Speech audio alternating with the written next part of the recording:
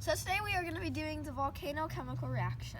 The chemical reaction is between borax and vinegar. So technically what is happening is that it's like the borax is in a house or anywhere, but is in a confined space. There's so much of it that it's overflowing, like a balloon about to pop, overfull with air.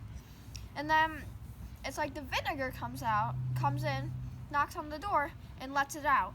That is all of the borax foaming up and coming out. So technically, it's when the borax releases carbon dioxide out, and that's why it gets super big. So here, let's try it.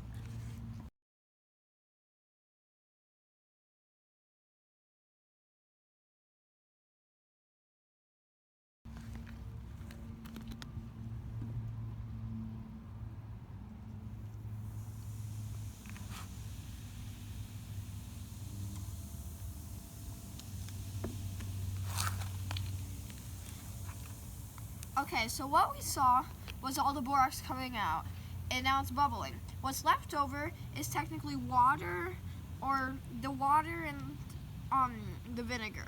It's water because the borax is made out of some of the content of it is that.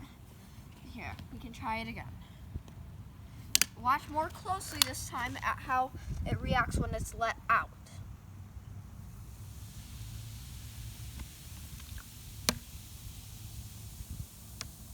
Now if we look at the side, you can see all the water and vinegar draining out.